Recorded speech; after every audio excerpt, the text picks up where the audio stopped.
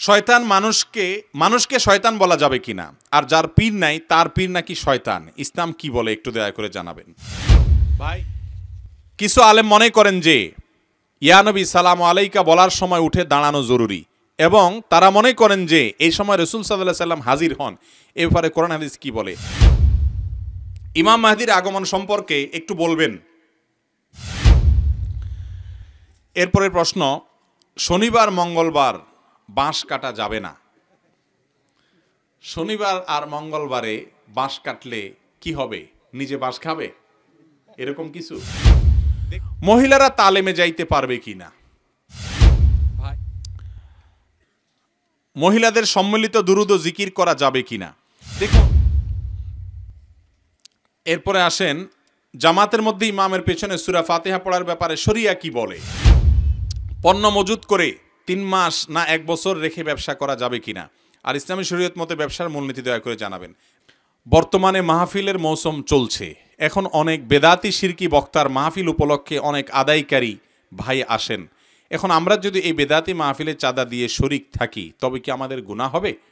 দেখুন, মাহফিলে যদি সরাসরি বেদাত এর চর্চা হয়, বেদাতের প্রচার হয়, ইসলামের নামে ভুল জিনিসের প্রচার হয়, আপনি জানেন, তাহলে সেখানে সহযোগিতা করা জায়েজ হবে না।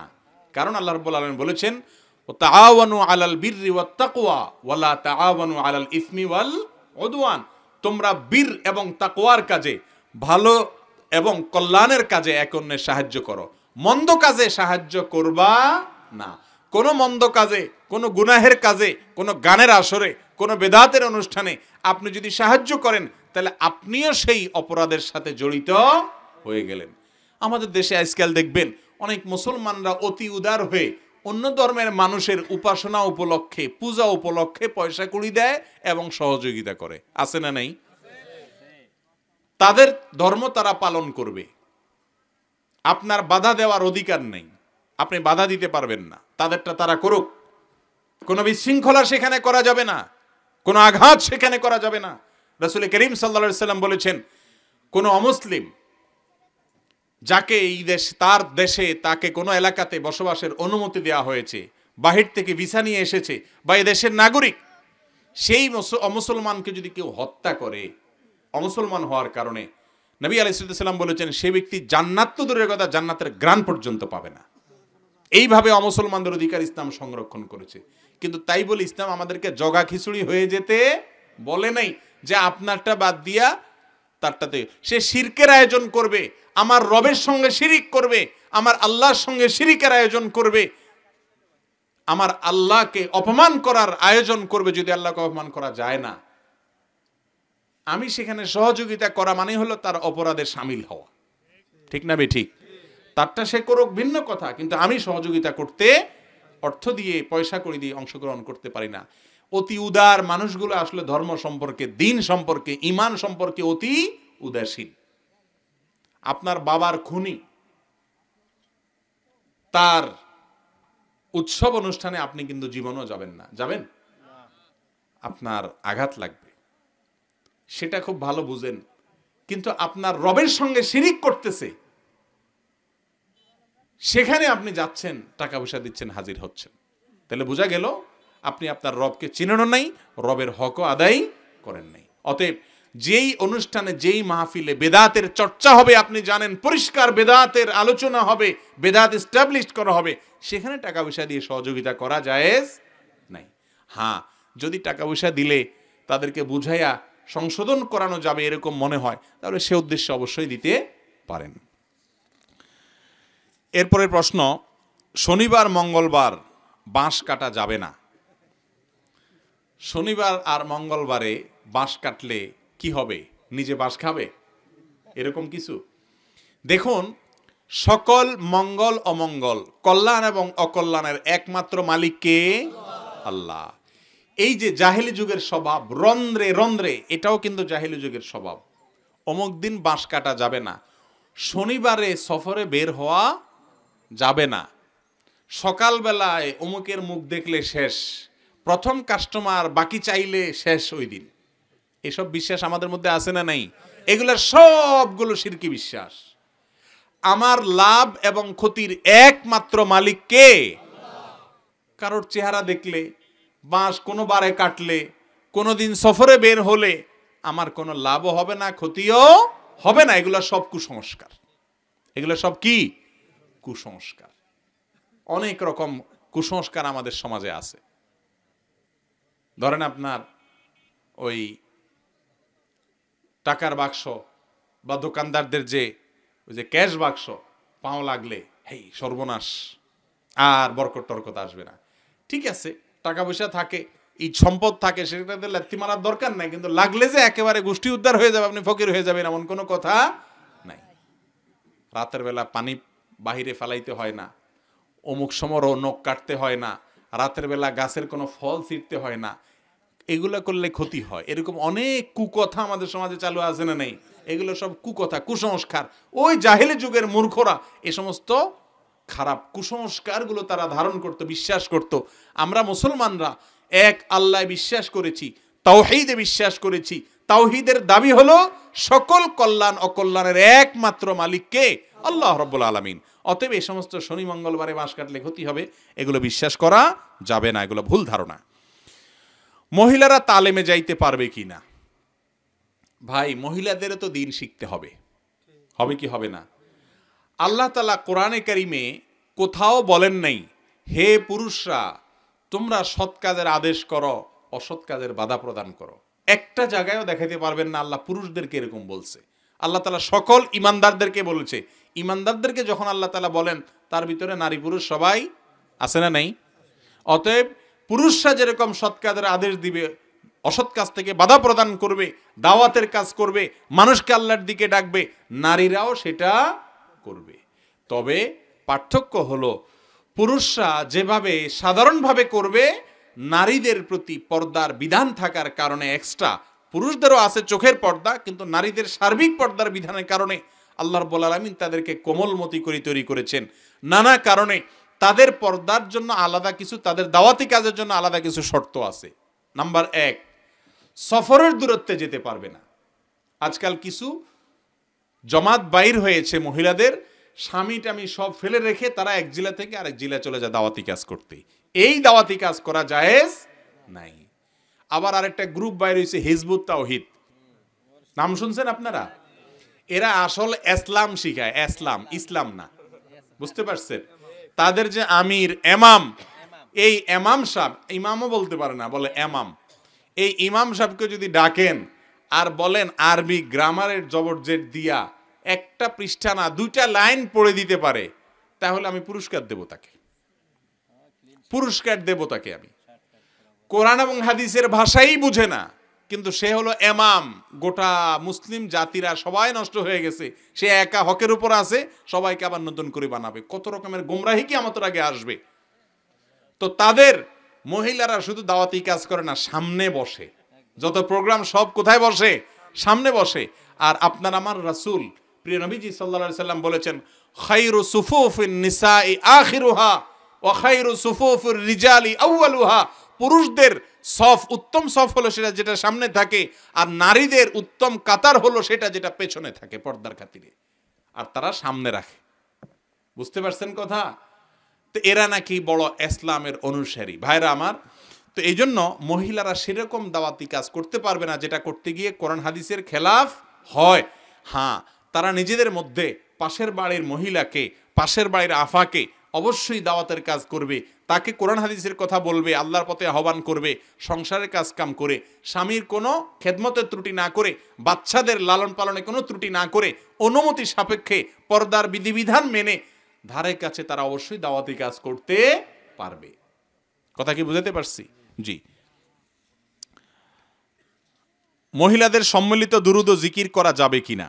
দেখুন, জিকির এবং দুরুদ এটা তো পুরুষরা পর্যন্ত যার যারটা শেষে করবে। আমরা নামাজের মধ্যে যে দুরুদ পড়ি, সবাই মিলে একসাথে পড়ি না আলাদা আলাদা পড়ি? কি বলেন? ইমাম সাহেবের সাথে সবাই তাল মিলাইয়া পড়ে, যার যার দুরুদ শেষে পড়ে না নামাজে? তাহলে নামাজের বাইরে গেলে আবার দুরুদ পড়তে একজন লোক লাগবে কেন? যে একজন লোক লাগবে ইয়া নাবি কই টান দিবে, তার সাথে সুর মিলায় সবাই টান দিবে। নামাজের মধ্যে তো একত্র করা লাগে না, তাহলে বোঝা গেল দুরুদ এটা পার্সোনাল ইবাদত, যার যারটা শেষে করবে। উচ্চস্বরে তো করার দরকারই নেই, কেউ চাইলে একটু উচ্চস্বরে বলতে পারে, কিন্তু দেখা যায় নামাজের মধ্যে দুরুদ আমরা জোরে বলি না, আস্তে পড়ি, নীরবে পড়ি না। কিন্তু নামাজের বাইরে দুরুদ পড়তে গেলে কেন চিল্লাইতে হবে? এটা কেমন কথা? নামাজের চাইতে গুরুত্বপূর্ণ তার নামাজের বাহির না, তো সবচেয়ে গুরুত্বপূর্ণ জায়গায় যদি নীরবে পড়েন তাহলে বোঝা গেল নামাজের বাইরেও দুরুদ সাধারণ অবস্থায় কিভাবে পড়বেন? নীরবে পড়বেন। অতএব এখানে উচ্চস্বরে নারী পুরুষ কারোর জন্যই পড়া সুন্নাহ নয়। তবে হ্যাঁ, কেউ চাইলে উচ্চস্বরে পড়তে পারে, কিন্তু সিস্টেম বানিয়ে নেওয়া ঠিক না। আর নারীরা যদি উচ্চস্বরে পড়েন, তাদের গলার আওয়াজ যদি অন্য কারোর পুরুষদের কণ্ঠে গিয়ে কানে গিয়ে পৌঁছায়, তাহলে সেটা গুনাহের কারণ হবে। এরপরে আসেন, জামাতের মধ্যে ইমামের পেছনে সূরা ফাতিহা পড়ার ব্যাপারে শরিয়া কি বলে? এই সম্পর্কে ভাই তিনটা মত আছে। ইমামে আজম আবু হানিফা রহমতুল্লাহ আলাইহির মত হলো, জামাতে যখন আপনি নামাজ পড়বেন, ইমাম সাহেবের সূরা কেরাতই আপনার জন্য সূরা কেরাত হিসেবে যথেষ্ট হবে। এটা হলো ইমাম আবু হানিফা রহমতুল্লাহ আলাইহির মত। অনেক ইমামদের মত, হানাফি মাযহাবেরও অনেক ইমামদের মত, অনেক আলেমদের মত হলো যে ইমাম যখন জোরে কেরাত পড়বেন, মাগরিব এশা ফজর, তখন আপনি শুনবেন। যখন আস্তে কেরাত পড়বেন, যেমন এশার শেষ 2 রাকাত, মাগরিবের শেষের রাকাত, আর জোহর এবং আসর, এই রাকাতগুলোতে যেহেতু ইমাম সাহেব আস্তে পড়তেছে, আপনি শুনতেছেন না, অতএব আপনি এই সময় পড়বেন। এটা কয়টা মত হলো? 2টা মত। আরেকটা মত হলো, ইমাম আস্তে পড়ুক আর জোরে পড়ুক, সর্বাবস্থায় আপনি ইমামের পেছনে কেরাত পড়বেন। আপনারটা আপনি পড়বেন, ইমাম সাহেবটা পড়বে। কারণ হাদিসে আসছে, রাসূল আকরাম সাল্লাল্লাহু আলাইহি ওয়াসাল্লাম বলেছেন, লা সালাতা লিমান লাম ইয়াকরা বিফাতিহাতিল কিতাব, যে সূরা ফাতিহা পড়লো না তার নামাজ হবে না। তাহলে মত কয়টা হলো? 3টা। এই 3টা মতের একটা মত কোন ইমাম নিজের মন থেকে দেন নাই, কোরআন হাদিস অ্যানালাইসিস করে দিয়েছেন। কথা কি বুঝাইতে পারছি? ইমামগণ, ইমাম আবু হানিফা, ইমাম শাফি, ইমাম মালিক, ইমাম আহমদ ইবনে হাম্বল রাহিমাহুল্লাহ সহ আরো যত ইমামরা আছেন, ইমাম বুখারী, ইমাম মুসলিম, ইমাম ইবনে তাইমিয়া, যতজন আছেন ছিলেন, কোন ইসলামের ইতিহাসের বড় বড় ইমামগণ তারা কেউ নিজের নফসের পূজা করে মাসআলা দেন নাই। তারা কোরআন হাদিস থেকে বুঝে, নিজের যেটা বুঝে আসছে সেটাকে মাসআলা দিয়েছেন। ঠিক না বে ঠিক? অতএব তাদের কোন মতকে উড়াই দিয়া সেটা নিয়ে তাচ্ছিল্য করা, উপহাস করা আমাদের জন্য জায়েজ নাই। হ্যাঁ, আপনার কাছে এই 3 মতের ভিতরে কোন মত যদি আপনি দলিলের ধার বিবেচনা করার ক্ষমতা রাখেন, আপনার কাছে বেশি শক্তিশালী মনে হচ্ছে, সেটার উপর আপনি আমল করেন, কিন্তু ঝগড়া করতে পারবেন না। এই যে আমি শুরুতে বললাম প্রশ্ন করবেন জানার জন্য, এই প্রশ্নটা কি জানার জন্য হইল? অবশ্যই না। যিনি প্রশ্ন করছেন উনি এটার উত্তর জানেন কি জানেন না? একটা রেডিমেড উত্তর উনি জানেন। এখন উনি চাইতেছেন, হুজুর আমার মন মতো একটা উত্তর দেখ, আমি এটা নিয়ে এবার ঝগড়া করতে পারবো এলাকায়। ঠিক না বে ঠিক? এরপরে প্রশ্ন হলো, পিতামাতার পায়ের নিচে সন্তানের বেহেশত, ব্যাখ্যাটা কি শরীয়ত সম্মত? ভাই, কোরআন হাদিসের কোথাও সরাসরি এইভাবে বলা হয় নাই যে পিতামাতার পায়ের নিচে সন্তানের জান্নাত। এই কথা ডাইরেক্ট এইভাবে কোথাও বলা হয় নাই। তবে এক সাহাবীকে রাসূল আকরাম সাল্লাল্লাহু আলাইহি সাল্লাম, তিনি জিহাদের ময়দানে যেতে চেয়েছেন, বললেন যে তোমার মা বাবা বেঁচে আছেন কিনা? বলে ইয়া রাসূলুল্লাহ আছে। তখন বললেন যে ফাফিহিমা ফাজাহিদ, যাও তাদের কাছে গিয়ে জিহাদ করো। তার মানে তাদের খেদমতটাই তোমার জন্য কি? জিহাদ। এবং রাসূল আকরাম সাল্লাল্লাহু আলাইহি সাল্লাম প্রসঙ্গত বলেছেন যে জান্নাত তাদের সেবার মধ্যে নিহিত, আল্লাহর সন্তুষ্টি তাদের সেবার মধ্যে নিহিত। তার মানে ঘুরে ফিরে প্রায় একই জিনিস দাঁড়ালো, রিদার রব্বে ফি রিদাল ওয়ালিদাইন ওয়া সাখাতুর রব্বে ফি সাখাতিল ওয়ালিদাইন। মা বাবার সন্তুষ্টির মধ্যে আল্লাহর সন্তুষ্টি নিহিত, আর মা বাবার অসন্তুষ্টির মধ্যে আল্লাহর অসন্তুষ্টি নিহিত। অনেক নামাজি মানুষ আছে, মা বাবা অসন্তুষ্ট, অন্যায়ভাবে অসন্তুষ্ট হলে সেটা মা বাবার দোষ, কিন্তু আপনার কোনো ত্রুটির কারণে, আপনার কোনো বেয়াদবির কারণে, আপনার কোনো জোরে আওয়াজের কারণে যেন মা বাবা অসন্তুষ্ট না হয়। কথা কি বুঝাইতে পারছি? অতএব মা বাবার খেদমতের মাধ্যমে আল্লাহকে পাবেন, জান্নাত পাবেন, এটা ঠিক, কিন্তু মা বাবার পায়ের নিচে যদি আপনি মাটি খোঁড়েন, জান্নাত খুঁজা পাবেন না। পায়ের নিচে জান্নাত মানে যদি আবার মাটির নিচে, পায়ের নিচে মাটি খোঁড়া শুরু করেন, জান্নাত খুঁজে পাবেন না। জি, বেদাতীদের কোনো অনুষ্ঠানে দান করা যাবে কিনা, তাদের অনুষ্ঠানে যাওয়া যাবে কিনা, এটা আমরা বলেছি। তবে এই বেদাতি এই কথাটা ব্যাখ্যা সাপেক্ষ বিষয়। অনেক লোক আছে ভিন্ন মতের হইলেই বেদাতি বানায় দেয়, আছে না নেই? মতে একটু বেশ কম হয়ে গেলে তারা কি বানায় দেয়? বেদাতি। আর নিজে দাঁতি, নিজে দাঁতি। আর ভিন্ন মত হলে সে কি? বেদাতি, তার দাঁত নেই। আরে ভাই, বেদাতি বলা হয় ওই ব্যক্তিকে যে ইসলাম মানার ক্ষেত্রে কোরআন আর হাদিসের ধার ধারে না, কোরআন আর হাদিসের ধার ধারে না। সে তার বাপ দাদা 14 গোষ্ঠী ময় মুরব্বী যা করে তা করে, কোরআন হাদিসে কি আছে এটা দেখে না। এই হলো কি? বেদাতি। ইসলামের মূল বিষয়গুলো কোরআন হাদিসে যেভাবে আছে এটাকে উল্টায় দিছে, এ হলো কি? বেদাতি। কিন্তু একজন মানুষ কোরআন এবং হাদিস থেকে একটা বুঝ গ্রহণযোগ্যতার লেভেল পর্যন্ত, আবার কোরআন হাদিস দিয়া তো বেদাতিরাও দলিল দেয়, সেটা আবার চলবে না। গ্রহণযোগ্যতার লেভেল পর্যন্ত যদি হয় এবং ওলামায়ে কেরামের কাছে এই যে প্রসিদ্ধ বড় বড় ইমামদের মাযহাবগুলো সারা বিশ্বের সমস্ত ওলামাদের কাছে এগুলো গ্রহণযোগ্য, কিন্তু আপনি সেগুলোরে বেদাতি বানায় দিলেন, এটা বাড়াবাড়ি হবে। এটা কি হবে? বাড়াবাড়ি হবে। আর হ্যাঁ, যারা সত্যি যত রকমের বেদাত আছে, দুরূদ পড়ার সময় বেদাত করে, বিভিন্ন জায়গায় জায়গায় বেদাত করে, সমস্ত কাজগুলো মন গড়া করে, বাপদাদা কি করেছে, ময়মুরব্বী কি করেছে, কোরআন হাদিসের ধার ধারণা সবসময় এগুলো খুঁজে খুঁজে দেখে, এই সমস্ত বেদাত যারা করে তাদেরকে সরাসরি বেদাত করতে সাহায্য করবেন না। কিন্তু ভাইরা আমার, ডক্টর খন্দকার আব্দুল্লাহ জাহাঙ্গীর রাহমাহুল্লাহ বলতেন, বেদাতিও আমার ভাই, বেদাতিও আমার।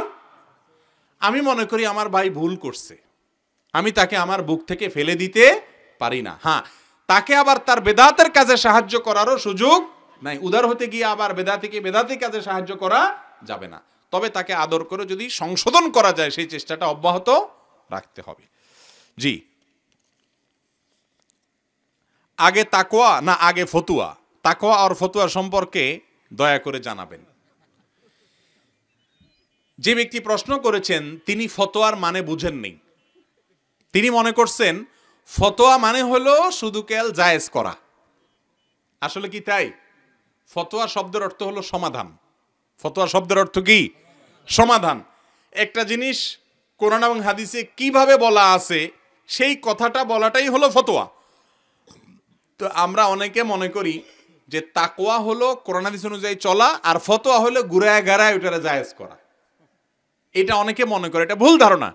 আল্লাহ তাআলা কোরআনে কারিমে বলেছেন, কুলিল্লাহু ইউফতিকুম ফিল কালালা, কোরআনের আয়াত। আল্লাহ ফতোয়া দিচ্ছেন তোমাদেরকে কালালা সম্পর্কে। ফতোয়ার যে মানে আপনি করলেন, এবার আল্লাহর কি বলবেন? নাউজুবিল্লাহ। তাইলে বোঝা গেল ফতোয়া মানে হলো কোরআন এবং হাদিসের আলোকে কোনো কি দেওয়া? সমাধান দেওয়া। ফতোয়া আর তাকওয়াকে মুখোমুখি করা ঠিক না। তাকওয়াও ফতোয়ার ভিত্তিতেই হবে। এই জন্য ফতোয়ার বিরুদ্ধে লাগা লাভ নাই, ওইটা কোরআন হাদিস অনুযায়ী হয়ে থাকে। জি, পণ্য মজুত করে 3 মাস না 1 বছর রেখে ব্যবসা করা যাবে কিনা, আর ইসলামী শরীয়ত মতে ব্যবসার মূলনীতি দয়া করে জানাবেন। ব্যবসার মূলনীতি বললে তো ভাই আরেকটা ওয়াজ লাগবে, অনেক মূলনীতি। শুধুমাত্র প্রথম প্রশ্নের উত্তর দেই, পণ্য গুদামজাত করে রাখা জায়েজ আছে কিনা। এটা জায়েজ আছে শর্ত সাপেক্ষে। প্রথমত, যদি এমন কোনো পণ্য হয় যেটা একটা বিশেষ মৌসুমে হয় কিন্তু সারা বছর দরকার হয়, মানুষেরই দরকার হয়, মানুষেরই প্রয়োজনে গুদামজাত করলে সেটা অবশ্যই জায়েজ আছে। যেমন আমরা পেঁয়াজ, ধান, আলু এগুলোর গুদামজাত যদি না করি, রসুন, তাহলে সিজনে আসলে সিজনে সবাই মিলে বেশি বেশি করে খেয়ে যদি শেষ করি সারা বছর, আর আমরা এগুলো পাবো কোথায়? এই জন্য এগুলো যদি কেউ কিনে গুদামে রাখে, এই জন্য যে সিজন চলে গেলে অন্য সময় গুদাম থেকে বাইর করে করে বাজারে বিক্রি করে মানুষের প্রয়োজনে, এই গুদামজাত না জায়েজ বা হারাম না। কিন্তু যদি কেউ গুদামজাত করে ধান্দায়, খারাপ উদ্দেশ্যে, যেমন কথার কথা অমুক জিনিসটা এখন বাজারে ক্রাইসিস শুরু হয়ে গেছে, ইন্ডিয়ার থেকে পেঁয়াজ আসা বন্ধ হয়ে গেছে, এখন আপনার দোকানে পেঁয়াজ 5 বস্তা আছে, আপনি এই চান্সে এগুলারে একদম নাই করে ফেলাইছেন, আর বলছেন না নাই নাই, যত কাস্টমার আসে আপনি এখন বলেন নাই, কারণ আপনি বুঝতেছেন আর কয়দিন পরে আস্তে আস্তে ক্রাইসিস শুরু হবে। এবার আপনি 20 টাকা কেজি কেনা পেঁয়াজটা 200 টাকা বেচলেন, আছে না নাই? এই যে সুবিধা আদায় করার জন্য, মানুষকে বিপদে ফালাইয়া লাভ করার জন্য যে গুদামজাত করা হয়, এটা হারাম। এটা কি হারাম, পরিষ্কারভাবে এটা অবৈধ উপার্জন।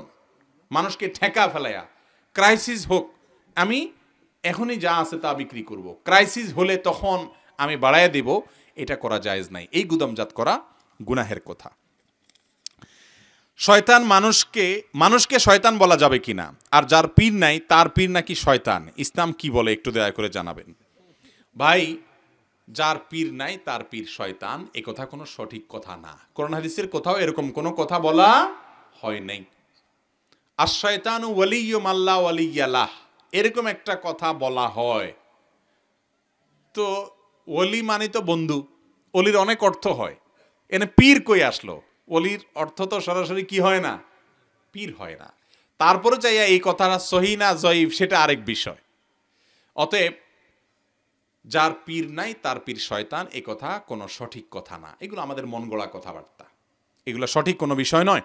তবে মনে রাখতে হবে যে মানুষকে শয়তান বলা কি নাই, জায়েজ নাই। অনেক সময় রাগ করে আমরা মানুষকে শয়তান বলে ফেলি, এটা গুনাহের কথা। ফাসেক বলা, কাফের বলা, শয়তান বলা কোনো মানুষকে বলা জায়েজ নাই, গুনাহ। শরীয়তের দৃষ্টিতে ঈদে মিলাদুন্নবী পালন করা কেমন? ভাই, ঈদ মানে খুশি, মিলাদুন্নবী মানে হলো নবীর জন্মের খুশি। নবীর জন্মের খুশি পালন করা কেমন এটা জানতে চাইছেন। দেখুন, নবীর জন্মে খুশি হওয়া ছাড়া তো কোনো উপায় নেই। আমরা সবাই খুশি, নবীর জন্মে কেউ বেজার আপনারা? নবীজির জন্ম হয়েছে, তিনি দুনিয়াতে আগমন করেছেন, এসে চলেও গেছেন। তার এই যে আগমন হয়েছে, এতে গোটা পৃথিবীর মুসলমান অমুসলমান যারা শান্তিকামী সবারই খুশি হওয়ার কথা। আমরা কেউ নবীজির জন্মে নাখোশ নাকি? তাইলে আবার এটা বলার দরকার কি নবীর জন্মের আনন্দ? দেখুন, নবীর জন্ম উপলক্ষে অনুষ্ঠান করা বা ওইটাকে কেন্দ্র করে শ্লোক গাওয়া, এগুলো কোনো ইসলামের শিক্ষা না। সুয়াইবা নামে একজন বাদী ছিল আবু লাহাবের। আবু লাহাবের কাছে যখন এই বাদিয়ে নবীজির জন্মের সংবাদ পৌঁছাইছে, তিনি খুশি হইয়া বলছেন, যাও তোমাকে মুক্ত করে দিলাম, স্বাধীন করে দিলাম সুয়াইবাকে। আবু লাহাবে তার বাদীকে মুক্ত করে দিছে। বাদী মুক্ত করার মানে বুঝেন? যত সহজে বলে ফেললাম আর শুনে ফেললেন, এত সহজ না। একটা কৃতদাস, একটা বাদীর দাম সে যুগে, এই যুগে মার্সিডিজ গায়ের মতো দামি ছিল। এরকম বাদী বিক্রি করলে টাকা পাইতো, ফ্রি দান করে দিছে। শুধুমাত্র কি জন্য? ভাতিজার জন্মের সংবাদ দিছে, সেজন্য। নবীর জন্মে আনন্দিত হয়ে আবু লাহাব বাদী মুক্ত করে দিছে। ঈদে মিলাদুন্নবী করছে, নবীর জন্মের আনন্দ আবু লাহাব করছে। আবু লাহাব জান্নাতে যাবে তো? যাবে না। এই যে নবীর জন্মে খুশি হয়ে বাদী আজাদ করে দিছে। আপনি তো জিলাপি দিছেন, কয় টাকা জিলাপি দিছেন, এটা বাদী আজাদ করে দিছে। তারপরেও কি হবে না? জান্নাতে যেতে পারবে না। কিন্তু আবু বকর, ওমর, উসমান, আলী, অন্যান্য সাহাবীরা রিদওয়ানুল্লাহি তাআলা আলাইহিম আজমাইন, তারা নবীর জন্মে আনন্দিত হয়ে কোনো কিছু করেন নাই, কিন্তু তারা নবীর কথাগুলোকে মানার চেষ্টা করছেন। জান্নাতে যাবে কি যাবে না ইনশাআল্লাহ? তাহলে বোঝা গেল নবীর জন্মে আনন্দ খুশি করাটা ব্যাপার না, বিষয় হলো নবীর কথা কতটুকু মানতে পারলাম। ঠিক না ভাই? ঠিক। এক ছেলে বাপের জন্মদিন উপলক্ষে বড় কেক কাটে, ফুল নিয়ে আসে, happy birthday to you papa বলে এক ছেলে। কিন্তু বাপে যদি বলে ডাইনে যা, সে যায় বামে। বাপে যদি কয় খাড়া, সে বসে। বাপে যদি কয় থাম, সে দৌড়ায়।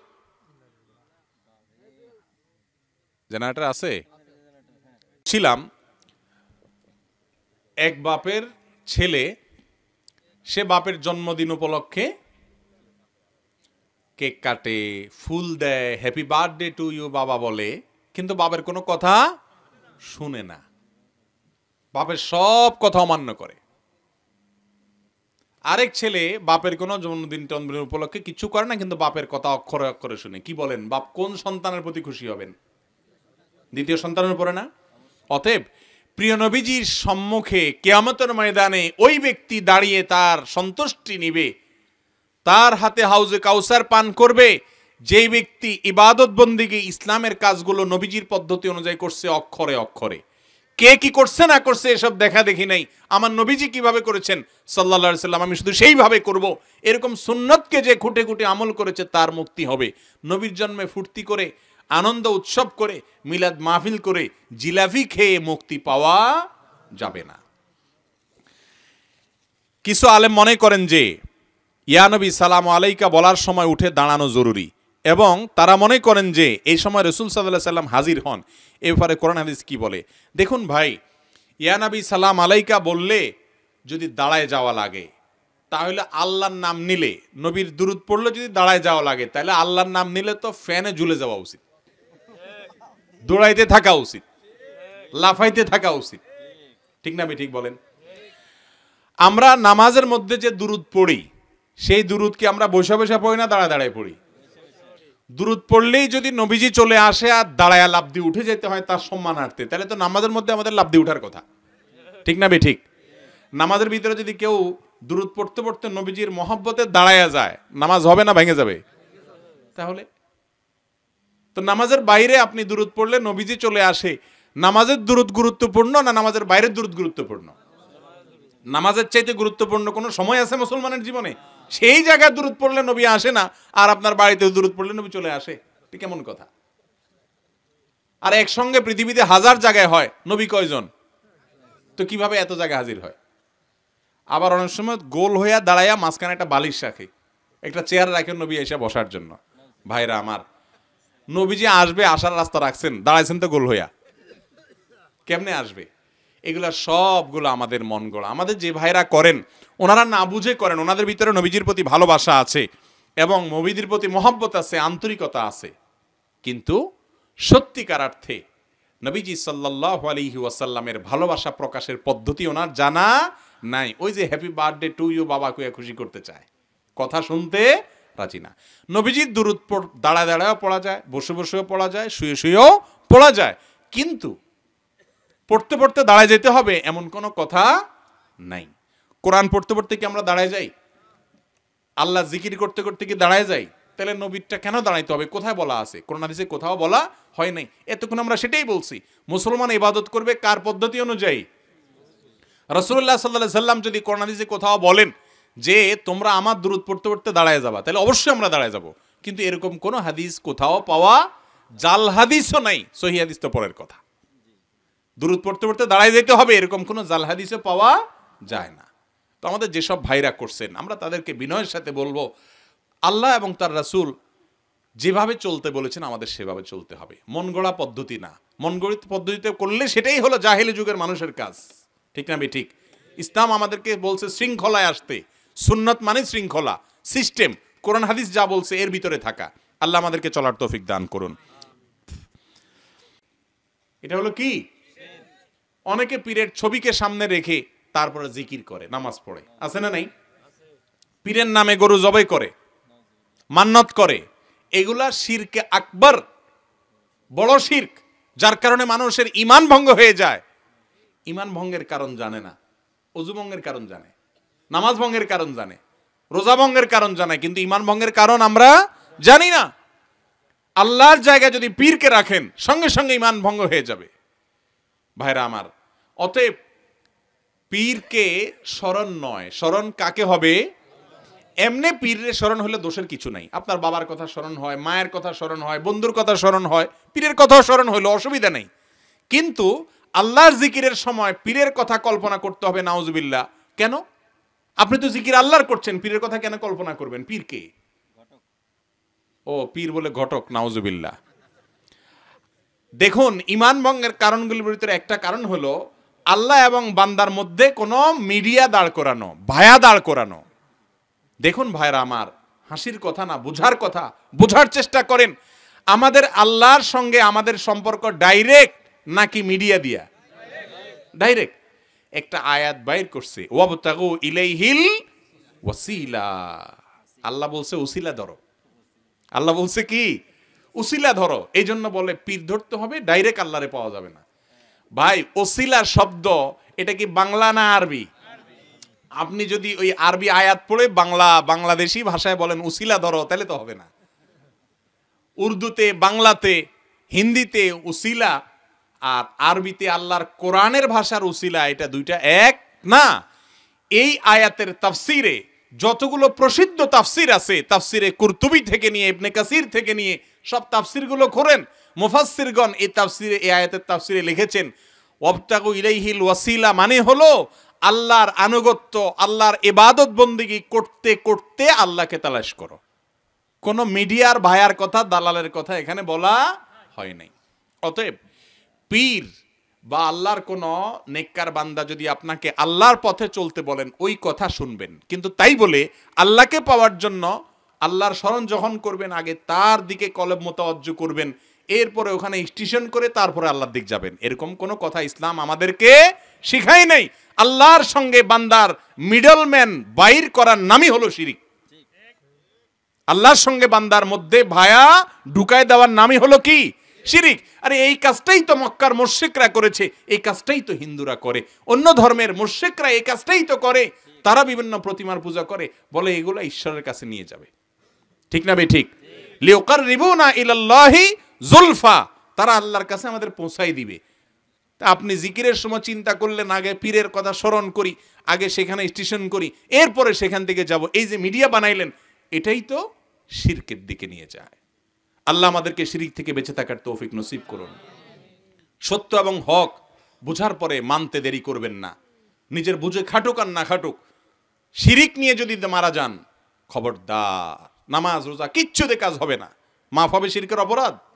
ক্ষমার অযোগ্য, জামিন অযোগ্য মামলা শিরকের মামলা। আল্লাহ আমাদেরকে শিরিক থেকে বেঁচে থাকার তৌফিক নসিব করুন। এরপরে বাংলাদেশে বালাগাল উলা বিকামালিহি কাসাবাত দুজা বিজামালিহি, এটা কি দুরুদ? এটা পড়লে কি সওয়াব হবে? না ভাই, এটা দুরুদ না। দুরুদ জিনিসটা কি? দুরুদ মানে দোয়া। দুরুদ মানে কি? দোয়া। নবীজির জন্য যদি দোয়া করেন, এটার নাম কি? দুরুদ। যদি রাসূল আকরাম সাল্লাল্লাহু আলাইহি সাল্লামের জন্য আল্লাহর কাছে দোয়া করেন, আল্লাহুম্মা সাল্লি আলা মুহাম্মদ মানে কি? আল্লাহ মুহাম্মদের প্রতি আপনি শান্তি নাজিল করেন, ওয়াসাল্লিম, তার প্রতি শান্তি নাজিল করেন, তার প্রতি রহমত নাজিল করেন। দুরুদটা হলো একটা দোয়া। কার জন্য দোয়া? নবীজির জন্য দোয়া, তার পরিবারের জন্য দোয়া, তার সাহাবীদের জন্য দোয়া। বালাগাল উলা বিকামালিহির মানে হলো তিনি কামালে, পূর্ণতায় তিনি পৌঁছেছেন। এখানে দোয়ার কিছু আছে? এটা তার একটা প্রশংসা হতে পারে, এটা তার একটা কি গুণগান হতে পারে, নাতে রাসূল হতে পারে, কিন্তু তাই বলে এটা কি না? দুরুদ না। এটা নিয়ে আবার অনেকে আপত্তি তোলেন। এই আপত্তি নিয়ে আমার আপত্তি আছে। বালাগাল উলা বিকামালিহিকে এত দোষণীয় দেখার কিছু নাই। বালাগাল উলা বিকামালিহির অর্থ যদি এভাবে করেন, নবীজি নিজের যোগ্যতায় পূর্ণতায় পৌঁছায় গেছেন, তাহলে এটা দোষণীয়। তিনি নিজের যোগ্যতায় পৌঁছায় গেছেন না আল্লাহ তাআলা পৌঁছাইছেন তাকে? অতএব এভাবে বলা সঠিক নয়, কিন্তু এটার ভিন্ন অর্থ করা যায়। বি আরবিতে হরফে জর বলা হয়, আরবি গ্রামারের ছাত্র যারা তারা বুঝেন। এই বীর অর্থ শুধুমাত্র দ্বারাই হয় না, আরো অনেক অর্থ হয়।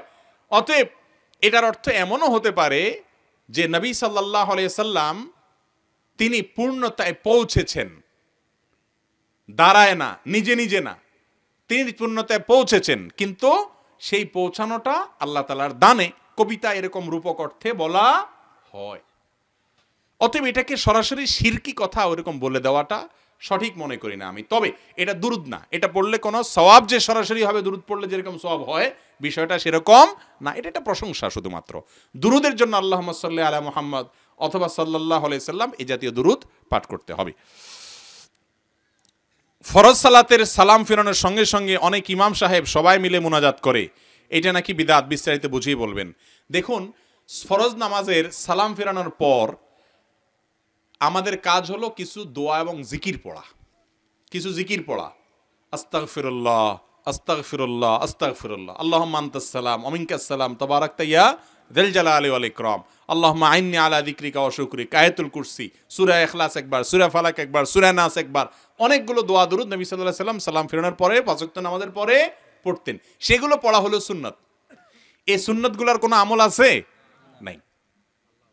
যেটা সুন্নাত আছে নবীজি করছেন সেটার আমল নাই, এটা জিন্দা করবেন আপনারা। আমরা ছোট কার্ড করে দিয়েছি, মাওলানা সালিম ভাই ওনার কাছে আছে, অল্প কিছু আছে, বাকিগুলো আপনারা তালাশ করে নেবেন। ছোট্ট পকেট সাইজ কার্ড, নামাজের পরে সালাতের শেষে ওটা বের করে দেখে দেখে পড়বেন, পড়ে মুখস্থ করে অভ্যাস বানায় ফেলবেন, সালাতের পরে এগুলো বসে বসে পড়বেন। সেটা না করে আমরা চট করেই কি করি? হাত তুলে দোয়া করি। নবী সাল্লাল্লাহু আলাইহি সাল্লাম সালাতের পরে সাহাবীদের নিয়ে এইভাবে হাত তুলে সরাসরি দোয়া করতেন না। অনেক উলামায়ে কেরাম এটাকে মুস্তাহাব বলেন, যুক্তি হিসাবে দলিল দেন যে সালাতের পরে দোয়া কবুল হয়। একটা সহিহ হাদিসে আছে সালাতের পরে, পাঁচ ওয়াক্ত নামাজের পরে বা যে কোনো নামাজের পরে কি হয়, দোয়া কবুল হয়। দুই সময় দোয়া কবুল হয় হাদিসে আসছে, একটা হলো ভোর রাত জওফুল লাইল, আর হলো দুবুরা কুল্লি সালাত, অর্থাৎ প্রত্যেক নামাজের শেষে। এইসব হাদিস দিয়ে ওনারা মনে করেন যে নামাজের শেষে দোয়া কবুল হয়, আর দোয়া কবুলের আদব হলো হাত তোলা। আরেক হাদিসে আছে যে যদি কিছু মানুষ একত্র হয়, একজন দোয়া করে বাকিরা আমিন বলে, আল্লাহ তাদের দোয়া কবুল করে। তাহলে তিনটা হাদিসের জোড়া তালি দেওয়া হলো, এই জোড়া তালি দিয়ে এটাকে মুস্তাহাব প্রমাণ করা হয়। কিন্তু সরাসরি আমাদের নবীজি নামাজ পড়ছেন না পড়েন নাই, ইমামতি করছেন না করেন নাই, নবীজির ব্যক্তিগত জীবনে স্ত্রী সহবাসের সময় কি করেছেন সেটাও হাদিসে আছে। তিনি টয়লেটের ভিতরে কি করেছেন একান্তে সেটাও হাদিসে আছে। কয়টা ঢিলা, কয়টা কিভাবে ব্যবহার করেছেন সেগুলোর বিবরণ আছে না নাই? তাহলে নবীজি সবার সামনে প্রকাশ্যে দিনে 5 বার করে 10 বছরে মদিনায় 10 বছরে হয় 18,000 ওয়াক্ত, 18,000 ওয়াক্ত ইমামতি করেছেন। তিনি যদি সাহাবীদেরকে নিয়ে হাত তুলে এভাবে মুনাজাত করতেন, অবশ্যই সেটা হাদিসে থাকতো। অতএব সম্মিলিত মুনাজাত নয়, নামাজের পরে দোয়া এবং জিকিরের প্রচলন দেন। আমাদের দেশের যে সমস্ত উলামায়ে কেরাম এটা করেন, তারা বলেন যে আমরা মানুষকে শিখানোর জন্য করি। ভাই কত বছর শিখাবেন? বাংলাদেশের একটা মসজিদে পাওয়া কঠিন, সাধারণ মসজিদগুলো, যেই মসজিদের শতকরা 10 জন মুসল্লিও নামাজের পরে দোয়া জিকিরগুলো জানে এবং করে। কি বলেন? এই মজলিসে কয়জন আছেন নামাজের পরে সব দোয়া জিকিরগুলো, 10-15টা দোয়া আছে, জিকির আছে, সবগুলা জানেন? হাত তোলেন দেখি, দেখেন কয়টা হাত তুলছে, নামান। আর নামাজের পরে সবাই হাত তোলেন মাশাআল্লাহ, দেখবেন যে বহু লোক হাত তোলেন না। ঠিক না বে ঠিক? আমরা এতক্ষণ ধরে যে কথাগুলো শুনলাম, ইবাদত করার জন্য আল্লাহ তাআলা তার নবীকে পাঠাইছেন। ঠিক না বে ঠিক? আল্লাহ তাআলা চাইলে আসমান থেকে জিবরিলকে দিয়ে এই কোরআন কাবা শরীফের ছাদে এনে রেখে যেতে পারতো না? আরে কাফেররা তো সেটাই চাইছিল, মক্কার চাইছে না? লাউলা নুজ্জিলা হাযাল কোরআন জুমলাতান ওয়াহিদা, এই কোরআন কেন একসাথে আসে না? কেন একজন ফেরেশতা নিয়ে আসে না? এই দাবি করছিল মক্কার মুশরিকরা। আল্লাহ তাআলা তার রাসূলকে কেন পাঠাইছেন? ইবাদত করে করে দেখানোর জন্য। তিনি আমাদের মডেল।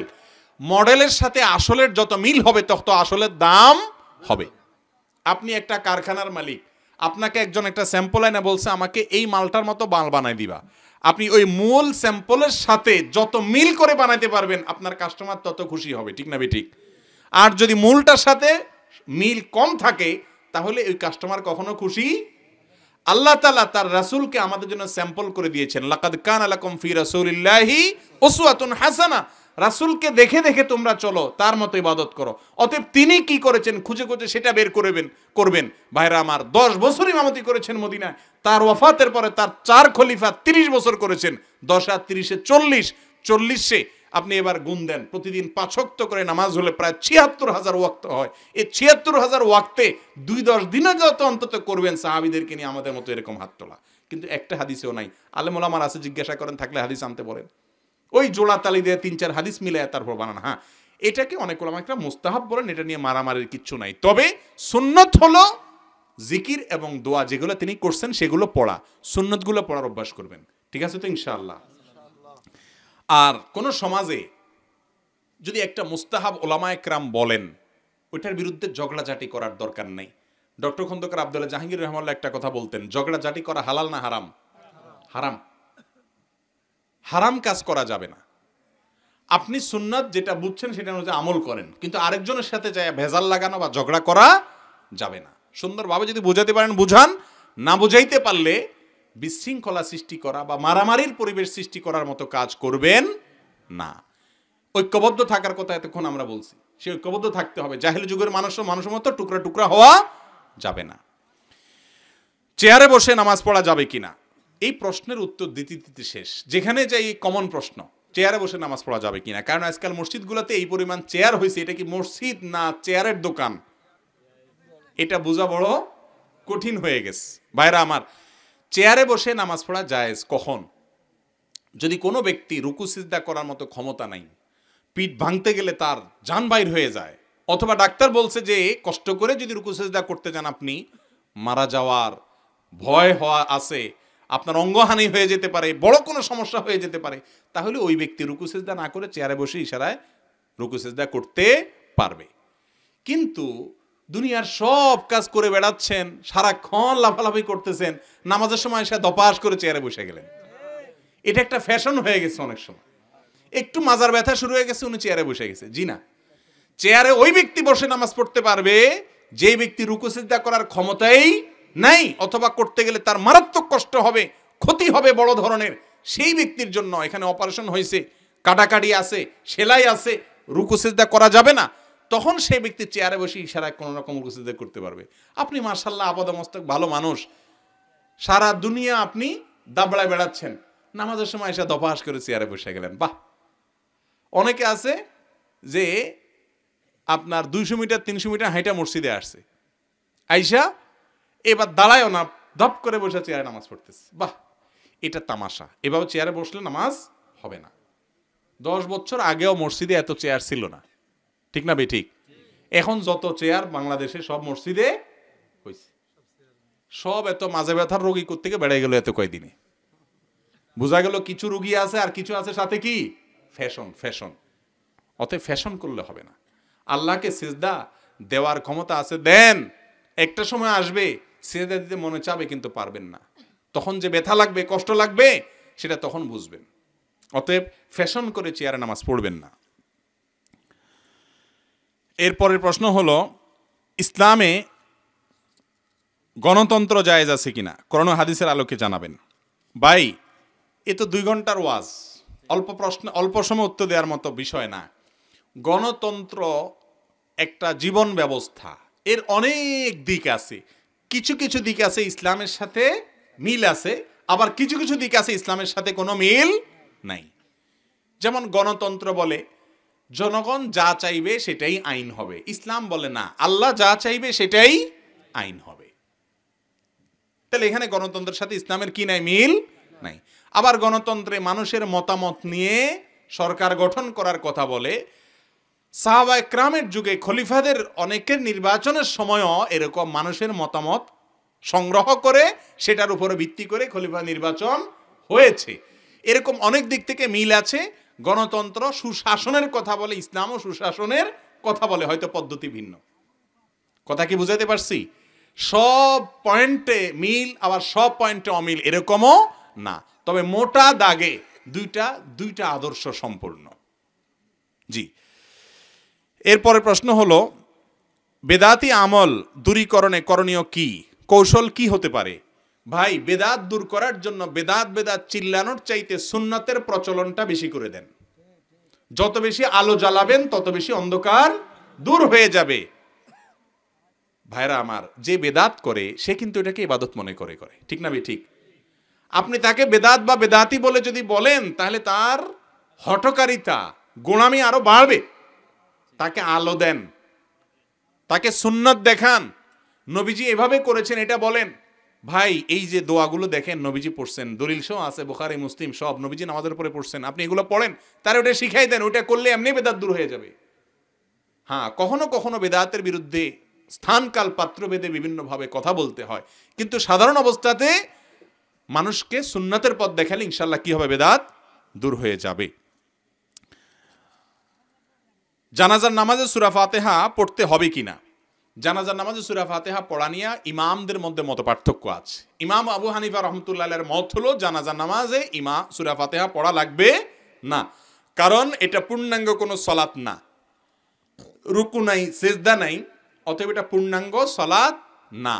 এখানে আসসালাতু আলাল জানাজা বলা হয় এ অর্থে যে মুর্দা ব্যক্তির জন্য দোয়ার অনুষ্ঠান। এই জন্য ইমাম আবু হানিফা রাহমাতুল্লাহির মত হলো এখানে সূরা ফাতিহা নাই। আর অন্য ইমামদের অনেকে বলেন লা সালাতা ইল্লা বিফাতিহাতিল কিতাব, যত প্রকারের সালাত আছে সূরা ফাতিহা ছাড়া চলবে না, এটাও একটা সালাত, জানাজার নামাজও একটা নামাজ, অতএব এখানে সূরা ফাতিহা লাগবে। দলিল বুঝছেন দোনো ইমামদের? 2 ইমামের 2 রকমের যুক্তি এবং দলিল এবং 2 রকমের মত। এখানে কোনো একটা আপনার কাছে শক্তিশালী মনে হতে পারে, কিন্তু তাই বলে অন্যটা ভুল বা তার জানাজা হয় না এরকম কথা বলার সুযোগ নাই। ফেসবুক আর ইউটিউবের কল্যাণে মহান সর্বশক্তিমান আল্লাহর রহমতে আমরা আপনার লাইভ প্রশ্নোত্তর পর্ব দেখে থাকি।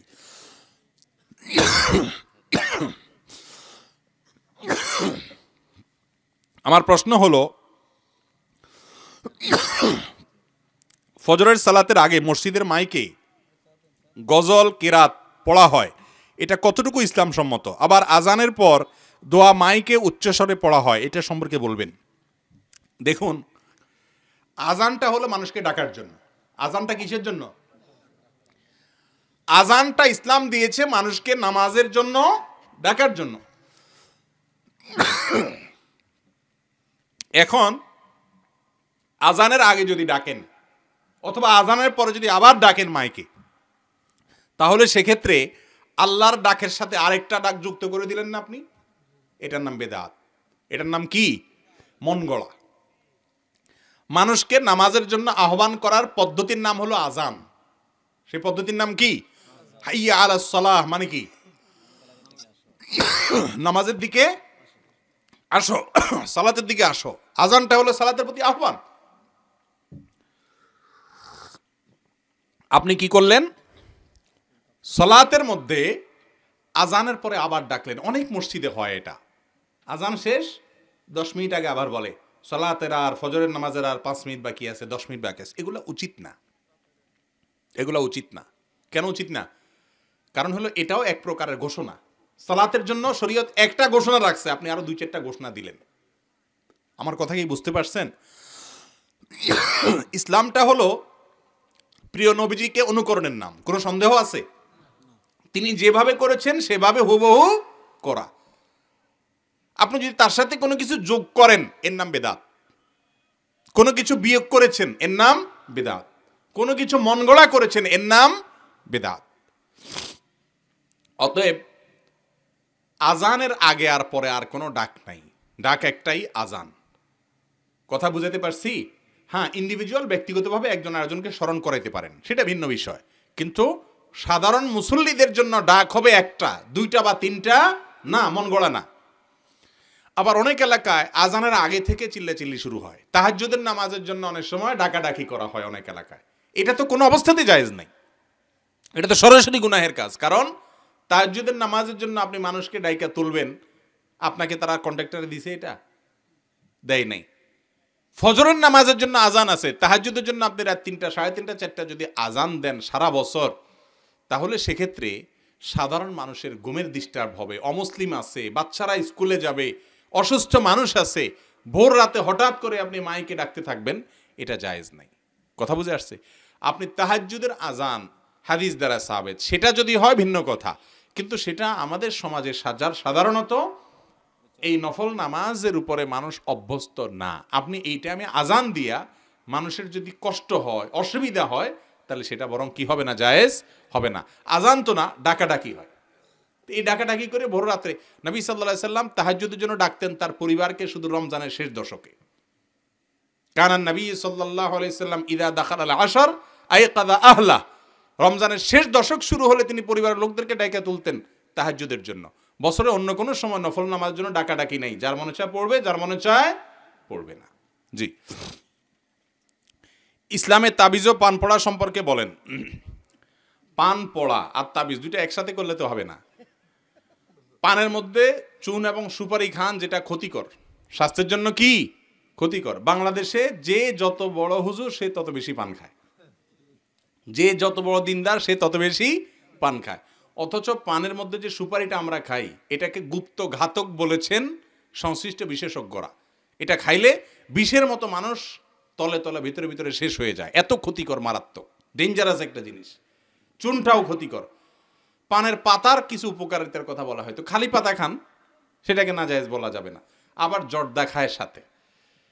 এই জর্দা বিশেষ করে যদি আপনার মিষ্টি জর্দা হয়, শুধু মিষ্টি জর্দা, সেটা ভিন্ন কথা। তো সাধারণ অবস্থায় আপনার পান যদি পাতা পড়ে দেয়, এটা দোষের কিচ্ছু নেই। কারণ হলো রাসূল আকরাম সাল্লাল্লাহু আলাইহি সাল্লাম পানি শরীরে বিভিন্ন দোয়া পড়ে, সূরা ফাতিহা পড়ে, সূরা ফালাক নাস পড়ে ঝাড়ফুঁক করেছেন। আর তাবিজ, এটা ইমাম ইবনে তাইমিয়া রাহমাতুল্লাহ বলেছেন কোরআনের আয়াত দিয়ে অথবা হাদিসের কোনো দোয়া দিয়ে লিখলে জায়েজ। শিরকি কোনো কিছু না লিখলে সেটা জায়েজ। হাদিসে আসছে মান আল্লাকা তামিমাতান ফাকাদ আশরাকা, যে তাবিজ ঝুলালো সে শিরিক করলো। আরবের জাহিলি যুগের মানুষরা তাবিজে বিভিন্ন প্রতিমার নাম লিখে ঝুলাইতো, সেই জন্য এই কথা বলা হয়েছে বলে অনেক ওলামা একরাম মনে করেন। অনেকে সাধারণভাবে নিষেধ করেন, কিন্তু আমরা একটা কথা সবসময় বলি, তা হলো কোনো আলেম পৃথিবীতে দ্বিমত করার সুযোগ নেই। সেটা হলো আমাদের নবীজি জীবনে কখনো নিজে তাবিজ ব্যবহারও করেন নাই, কাউকে তাবিজ দেনও নেই।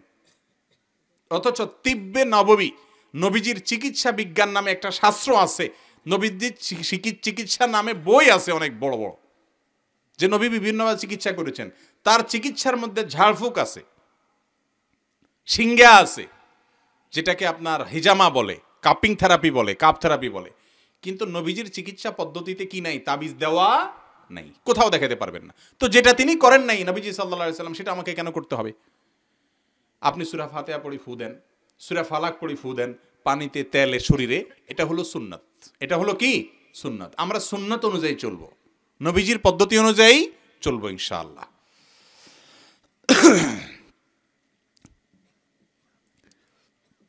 ইমাম মাহদির আগমন সম্পর্কে একটু বলবেন।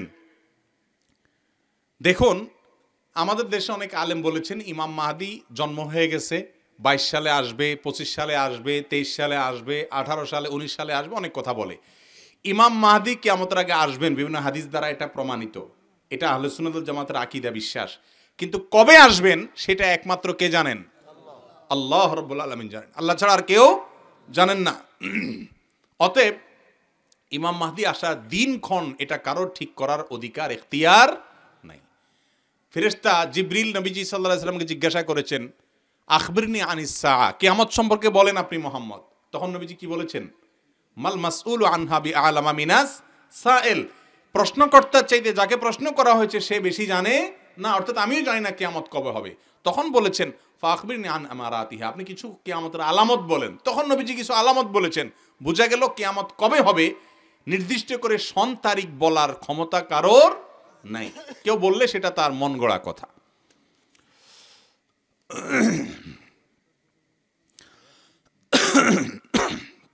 ইসলামী শরীয়ত মতে যুবক যুবতীদের বিয়ের উপযুক্ত সময় কখন? ফিতনা থেকে বাঁচতে অভিভাবকদের করণীয় কি? দেখুন, যুবক যুবতীরা প্রাপ্তবয়স্ক হওয়ার পর দেরি না করে অনতিবিলম্বে তাদেরকে বিয়ে দেওয়া অভিভাবকদের দায়িত্ব। কথা কি বুঝাতে পারছি? কোরআনে কারিমে আল্লাহ বলেছেন, ইয়াকুনু ফুকারা ইউগনিহিমুল্লাহু মিন ফাদলি, তোমরা তোমাদের অধীনস্থদেরকে বিয়ে শাদী দাও, যদি তারা গরিব হয় বিয়ে করলে আল্লাহ তাআলা বরকত দিবেন, ধনী করে দিবেন। ওমর রাদিয়াল্লাহু তাআলা আনহু বলেছেন, আজাবান লিমান তালাবাল গিনা মিন গায়রি নিকাহ, ওই ব্যক্তিরে দেখে আমার খুব আশ্চর্য হয় যে ধনী হইতে চায় অথচ বিয়ে করে না। তার মানে বিয়ে করলে কি হবে? আর আমাদের দেশে এখন অভিভাবকরা সবাই ছেলে মেয়েকে বিয়ে দেয় না, কয় আগে নিজের পায়ে দাঁড়া। আরে ভাই, সে কি আরেকজনের পায়ে দাঁড়ানো আছে নাকি? বলো যে নিজের পায়ে দাঁড়া। এই নিজের পায়ে দাঁড়ানোর এটা ব্যাখ্যা দিয়ে শেষ করা কঠিন। কারণ কারোর মতে মাসে 1 লাখ টাকা কামাইলে তারপরে নিজের পায়ে দাঁড়ানো হলো, কারোর মতে সরকারি একটা চাকরি পাইলে তারপরে নিজের পায়ে দাঁড়ানো হলো। এভাবে করতে করতে বিবাহ দেরি করে। বিবাহ দেরি করলে সমাজে জেনা বাড়বে না কমবে? বাড়বে। ভালো করে শুনে রাখেন মুরব্বীরা, নিজের ছেলেকে মেয়েকে সময় মতো বিয়ে দিতে যদি গড়িমসি করেন, তথাকথিত পায়ে দাঁড়ানোর অপেক্ষা করে, মনে রাখবেন ছেলে মেয়ে যদি দেরিতে বিয়ে দেওয়ার কারণে আকাম কুকাম করে গুনাহে লিপ্ত হয়, আপনারা দায়ী থাকবেন মুরব্বীরা, অভিভাবকরা। অতএব বিয়ে বিলম্ব করবেন না, বিয়েকে সহজ করুন, জেনার পথ বন্ধ হবে। বিয়ে কঠিন করবেন, জেনার পথ সহজ হবে। ঠিক না বে ঠিক? অতএব বিয়ে সহজ করতে হবে, আল্লাহ তাআলার নির্দেশ এটা। তবে হ্যাঁ, একেবারে যদি কোনো ক্ষমতা নেই স্ত্রীর ভরণ পোষণ দেওয়ার, তাহলে সে রোজা রাখবে যুবক। কথা বুঝে আসছে? কিন্তু কোনো মতে যদি ডাল ভাতের ব্যবস্থা করতে পারেন, আলহামদুলিল্লাহ। অনেক মেয়ে আছে যারা কোনো রকম বেঁচে থাকার উপায় পেলে তারা খুশি, আলহামদুলিল্লাহ। খুঁজে সেরকম দিনদার মেয়ে বের করবেন এবং অল্প উপার্জনে আল্লাহ তাআলা বারাকা দিবেন ইনশাআল্লাহ। এই জন্য বিয়ে দেরি করা উচিত না। কোনো আত্মীয়ের টাকায় হজ করলে কার সওয়াব হবে? জটিল প্রশ্ন। আত্মীয়ের টাকায় হজ করলে সওয়াবটা কার হবে? সওয়াবটা দুজনের হবে ইনশাআল্লাহ। একজনের পয়সার কারণে সওয়াব, আরেকজনের পরিশ্রমের কারণে সওয়াব। আল্লাহর খাজানায় কোনো কমতি আছে না। যার কারণে একজনের টাকা দিয়েছেন, আরেকজন হজ করেছেন। যিনি টাকা দিয়েছেন, সহিহ হাদিসে নবী আলাইহিস সালাম বলেছেন, কোনো ব্যক্তি যদি কোনো গাজীকে আল্লাহর রাস্তায় জেহাদে যাচ্ছে তাকে যদি প্রস্তুত করে দেয়, যে কেউ আল্লাহর রাস্তায় হজ করতে যাচ্ছে তাকে যদি খরচ খরচা দিয়ে ব্যবস্থা করে দেয়, তাহলে ওই ব্যক্তিকে আল্লাহ তাআলা সমপরিমাণ সওয়াব এক্সট্রা বোনাস হিসাবে দিবেন। আর যে কষ্ট করে গেল তাকেও আল্লাহ তাআলা শারীরিকভাবে কষ্ট করার কারণে সওয়াব দিবেন, দুজনের ডাবল সওয়াব হবে। সালামের জবাবের ক্ষেত্রে যদি ওয়ালাইকুম আসসালাম না বলে ওয়ালাইকুম সালাম বলে তাহলে সমস্যা হবে কিনা? বড় কোনো সমস্যা নাই, লবণ একটু কম আর বেশি হলো এই আর কি। তরকারিতে লবণ একটু কম বেশি হলে বড় কোনো সমস্যা আছে, কিন্তু স্বাদ কম হলো আর কি। এই জন্য ওয়ালাইকুম সালাম এভাবে বলবেন। ওয়ালাইকুম সালাম বললেও হয়ে যাবে, কিন্তু উত্তম হলো শুদ্ধ হলো ওয়ালাইকুম সালাম বলা।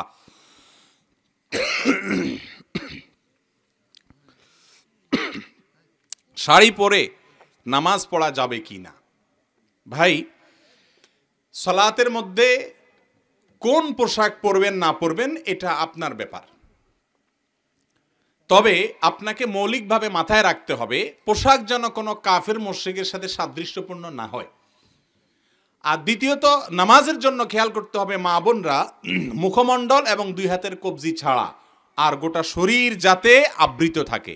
এখন শাড়ি পরে সাধারণত শুধু যদি নামাজ পড়তে যায় তাহলে কিন্তু এই বুক, কাঁধ, পিঠ, পেট, হাতের গোছা এগুলো পুরোপুরি ঢাকা সম্ভব না।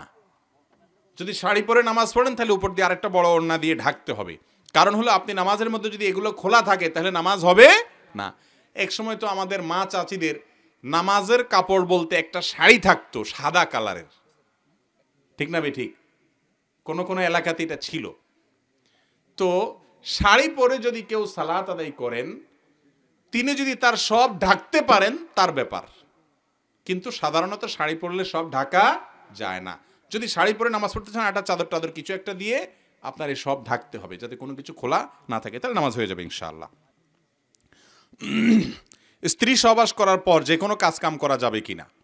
যাবে, তবে বিনা প্রয়োজনে গোসল, ফরজ গোসল করতে দেরি করা উচিত না। যদি কোনো কারণে আপনার দেরি করা লাগে, মাঝখানে কোনো কাজ করতে হয়, তাহলে ওই কাজের আগে একটু অজু করে নেবেন। অজু করার পর এবার অন্য কোনো কাজ করলে করেন, কিন্তু গোসলটাকে বিলম্ব বেশি করবেন না। পরবর্তী ফরজ নামাজের আগে আগে গোসল করলেই কি আদায় হয়ে যাবে।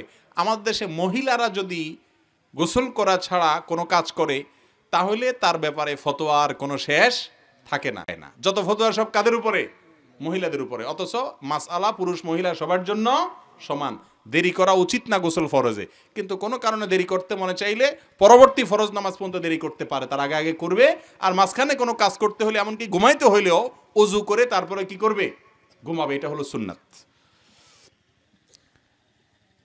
স্ত্রী প্রেগনেন্ট থাকলে ওনাকে স্বামী মুরগি জবাই করতে, অনেক স্বামী মুরগি জবাই করতে চায় না, তারা বলে যে বাচ্চার সমস্যা হবে। এগুলো সব কুসংস্কারের কথা ভাই। আপনার স্ত্রী গর্ভবতী থাকলে স্বামী মুরগি জবাই করবে না, আবার স্বামী স্ত্রী দুজন মিলে মুরগি জবাই করবে না, কত কথা যে আছে। এই সব কথা হলো হাদিসুন নেসা। এই হাদিস কোথায় আছে? হাদিসুন নেসা, মহিলাদের হাদিসে আছে।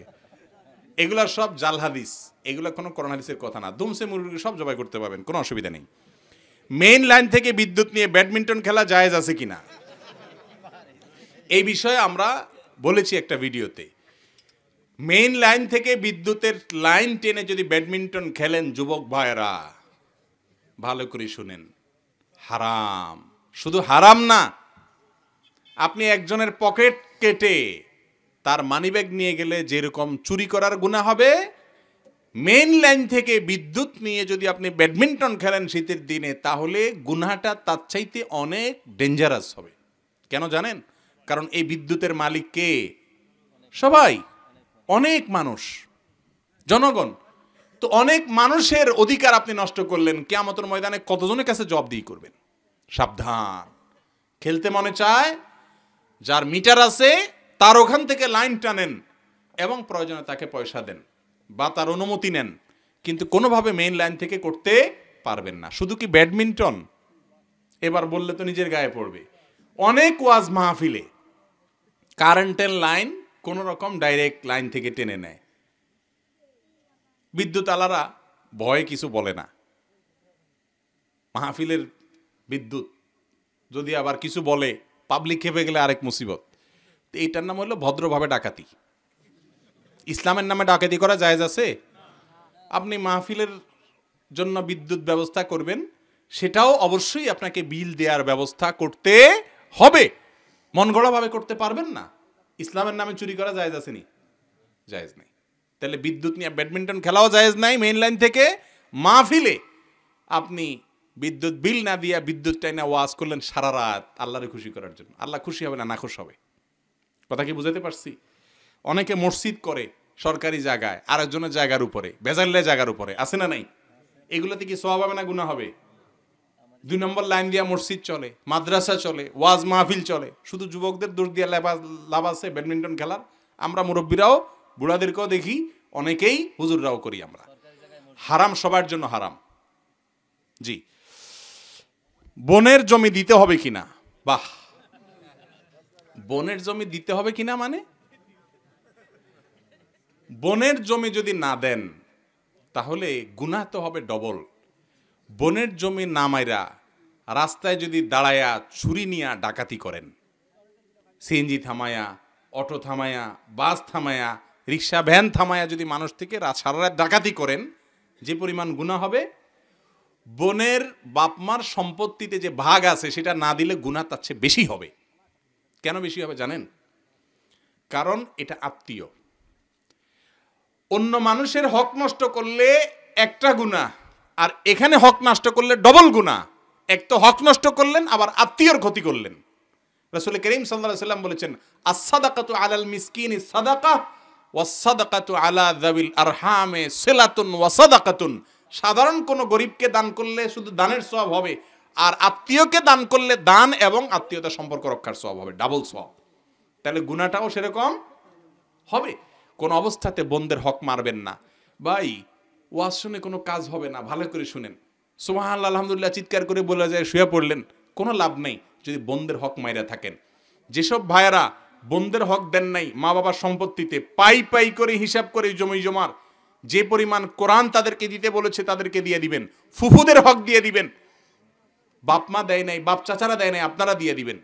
যদি না দেন, অনেক সময় বোনরা লজ্জায় বলে না, বলে কি, না ভাই আমার দায় দাবি নাই, এটা লজ্জায় বলে।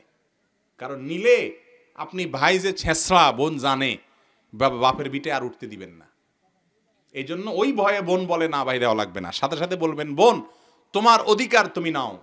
ভাই বোন সম্পর্ক মরণ পর্যন্ত থাকবে, তোমার পাওনা নেওয়ার পরেও থাকবে, নেওয়ার আগেও থাকবে। ঠিক না ঠিক? অতএব বোনদের হক বুঝাই দিবেন। 90% বা আরো বেশি % মানুষ আমাদের দেশে নামাজ কালাম পড়ে, হজ করে, রোজা রাখে, দাড়ি রাখে, টুপি পরে, হুজুর ওয়াজ করে, ওয়াজ শুনে, সব ধরনের মানুষ। বোনদের অধিকার মারার বেলায় সবাই এক। একটু হাত তুলে দেখান তো যারা বোনদের অধিকার পাই পাই করে সঠিকভাবে হিসাব করে দিয়ে দিচ্ছেন, একটু হাত তুলে দেখান। বাপ মা মারা গেছেন, যাদের আছে এখন আলহামদুলিল্লাহ তাদের তো দেওয়ার প্রশ্ন নেই, দিয়ে দিচ্ছেন। কয়টা হাত উঠছে দেখছেন? একটু আপনারা হিসাব করেন ভাইরা আমার। ওয়াজ শুনে কানসুক করলে তো হবে না, সংশোধন করতে হবে। দিবেন তো হক ইনশাআল্লাহ? বোন মারা যেয়ে থাকলে তার ওয়ারিসদেরকে দিয়ে আসবেন। অনেক সময় করে কি, মূল বিটা থেকে দেয় না, ওই পিছনের নিচের জমি থেকে দেয়। ঠিক না ঠিক? এসব করলে হবে না। ওই মূল বিটাতেও বোনের ভাগ আছে বলে একটা বিটা কয়জন মিলে ভাগ করবো? ঠিক আছে আপনি নেন, কিন্তু এটার দাম আর ওই নিচের জমির দাম কি সমান? তাহলে এটা যেহেতু আপনি নিছেন, তাহলে তাকে টাকা দিয়ে বাকিটা পরিশোধ করেন, তা নাহলে গুনাহগার হবেন। দুনিয়াতে বোন কিছু বলবে না ভাই। কিয়ামতের দিন ভাই বোন কেউ কাউকে ছাড়বে? বাপ মা ছাড়বে না, সন্তান ছাড়বে না, স্ত্রী স্বামী ছাড়বে না, তাহলে বোনকে কেউ ছাড়বে না। পাই পাই করে নিবে সেদিন। মনে রাখবেন, দুর্নীতি করলে, চুরি করলে তারে চোর বলেন। আপনি আমিও তো ভদ্রবেশে চোর। বোনের হক মারছেন, ফুফুর হক মারছেন, আপনি তো চোর না, ডাকাত। মনে কষ্ট নিয়েন না, সংশোধন করবেন তো ইনশাআল্লাহ। আল্লাহ আমাদের তৌফিক দান করুন। শার্ট পরিধান করে নামাজ পড়া যাবে কিনা? যাবে ভাই, কোনো অসুবিধা নাই।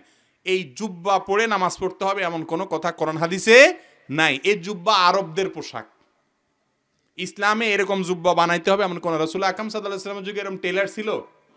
তাইলে উনি জামা পরেছেন, কিন্তু জামার ধরনটা কেমন ছিল সেটা একমাত্র আল্লাহ ভালো জানেন।